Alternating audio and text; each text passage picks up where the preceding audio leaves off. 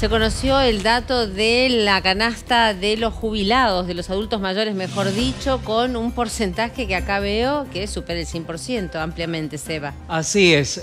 Siempre a lo que se publica por parte de INDEC con respecto a la canasta básica, total y alimentaria, hay que tener en cuenta que hay ciertos sectores de la población que tienen necesidades especiales y que impacta la inflación en ese sector, en ese grupo etario, diferente al resto de la sociedad, por sus propias necesidades.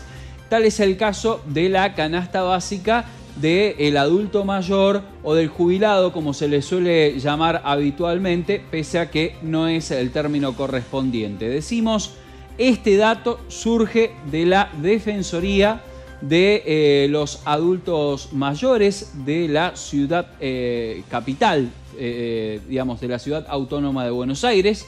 Pese a que surge de este organismo, se toman datos de los principales conglomerados urbanos de nuestro país, Mendoza, entre estas ciudades, entre estos grandes centros urbanos, por lo cual es un dato representativo en algún punto de nuestra situación, quizás no el número fino exacto, pero sí es representativo en la evolución periódica en cuanto se publica este estudio. Decimos 107,8% de inflación anual de la canasta básica de los adultos mayores. Tiene otra composición, por ejemplo, gastan mucho más en medicamentos. Los rubros son los mismos. Claro. Pero uno, a medida que crece, tiene otro tipo de necesidades. Entre ellos, la atención médica, y también incide mucho más teniendo en cuenta la situación que tienen con respecto a, por ejemplo, viviendas, si no la tuvieran, teniendo en cuenta que son menores sus ingresos, porque los haberes jubilatorios sabemos que están muy por debajo de lo que puede llegar a ser el poder adquisitivo y el número que manejan los sueldos, ya sea estatales o privados, y por lo tanto la situación del jubilado es otra. En la siguiente placa lo que vemos es que los rubros que más incidieron han sido medicamentos, vivienda y alimentos. En esta canasta básica de adultos mayores, la total entiende la Defensoría que estaría rondando 202.064 pesos.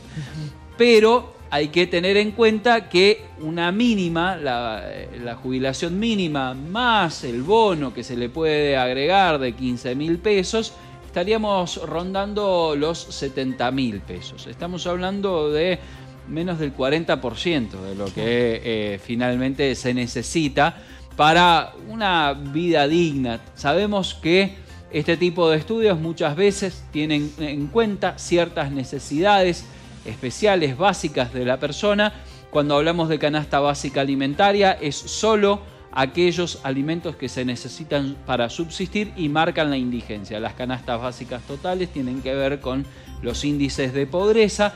En este caso estamos hablando de una canasta básica completa que tiene que ver también el factor vivienda. Y no me refiero solamente a alquiler, sino también mantenimiento del hogar. Muchos jubilados deben estar mirándonos y deben decir, claro, con mi haber jubilatorio es muy difícil que me ponga a hacer alguna reparación de mi vivienda o una ampliación o una construcción, ni a hablar teniendo en cuenta otros tipos de situaciones tales como aquellas situaciones que tienen que ver con gastos médicos no cubiertos precisamente por una obra social o gastos médicos extras a los que pueda plantear la cobertura de PAMI.